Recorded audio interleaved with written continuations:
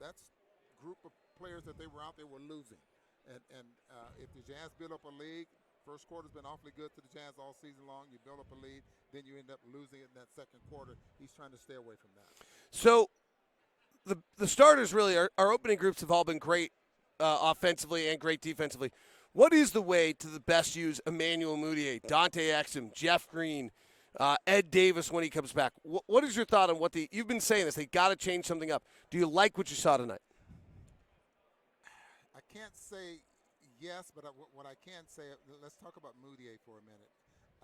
You know what I don't know if he can play a different style.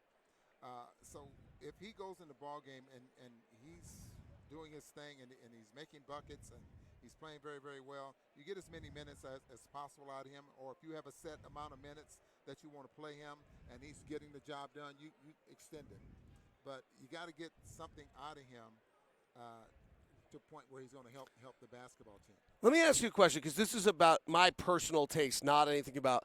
3 times tonight, Emmanuel Mudiay brought the ball up the floor and scored. No passes, no involvement of teammates, and scored. 2 of them were layups. 1 was a step-back jumper. Like, if the essence of a possession is to score. He was 3 for 3 on him. Is that okay? As long as he's scoring, yes. But if he's going to do that the whole time he's in the basketball game, it's not okay. Because now his teammates are standing around watching him. And now no one else is getting involved. And the decision making that he's doing it's really not good. I mean, I don't know. I mean, he has a different style. Quinn's going to have to. I think he has to bring that in a little bit, force him to, or do this, David. Jerry Sloan used to do this as well, especially after a made basket. Call a play. You call a play. That way he has to run the play, and it's not for him. He did that to Eric Murdoch. He did that to a lot of players. I asked John Stockton about that. And John, you know what John told me? It's my fault. He blamed it on himself because he looked over there at Jerry and wanted Jerry to call a play. Oh, and then he kind of got away from that and started running the basketball team.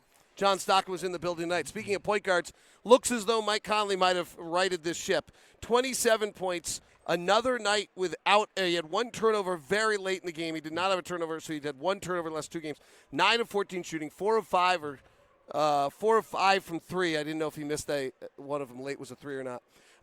He really looks as though he's getting more comfortable. This was an inferior basketball team, but he looks more comfortable. Yeah, and for the most part, looking for a shot. I mean, setting the defender up to the point where he can get his shot off. That turnover that you talked about was a telegraph bounce pass to the wing, and Bowman saw it all the way, the young kid, and just picked it off and went and scored. But you have to like what you're seeing with him. It's entirely different from what we saw at the beginning of the year. That backcourt tonight, what was it, 57 points from the backcourt. Donovan had 30. You know, it's like Donovan getting 30, and it seems mundane, like we're not even reacting to it. I love it. You know, he gets the job done, and his percentages are starting to look pretty good. He was 12 for 24, 3 for 9 from the three-point line. I'm sure you love with the that. 9. Yeah, like that. And I don't know if 9 is a number that you want him to shoot in threes. Well, I like Bogdanovich with 11 the other night. If Donovan wants to have a knife, like the defenses are going to be different, right? You're not going to be able to get Bogdanovich with 11 every night. Maybe you're going to. But I'd like to see one of those 3 guys with a really high volume number every night of threes. Of Conley, Donovan, Joe's just clearly not going to take that many shots. He just doesn't seem to be shooting. So of those 3 guys, I think you want to see one of those guys in really high-level three-point shots. So you get, what is that, 16 has 21 threes between those 3 guys. Is that correct? 9, 16s is 21. You comfortable with that? No, I want more. Okay. Because really the other question is how many 2s did they take? And they took 40 – we're doing this live. They took 38 plus 16, so they took 54 2s. I would like 40% of their shots to be 3s. So if they had 50, I'd like 20 3-point. How many did they take? 21, did you say? 21. All right, then I'm okay with it. Okay. 21 out of 52, that's perfect. Yeah. All right, took me a little while to get there. Ron knew the whole time. All right, kind of a funky night. New Orleans is in town, but no Derek Favors. Tomorrow, anything else on this one that's worth mentioning? Tony Bradley got a few minutes. Dante got a few minutes. Just to wrap it up. Let's be cautious about New Orleans tomorrow. Oh, they're playing well. They've won 4 of 5. Shooting. They made 9 consecutive threes against the Phoenix Suns last night to start the third quarter. J.J. Redick made 8 consecutive shots to start the ball game off. 3 of them from the 3-point line. They and then Ingram, as you mentioned earlier, is flat out. Maybe active. Nightlife will get them tonight. They're here.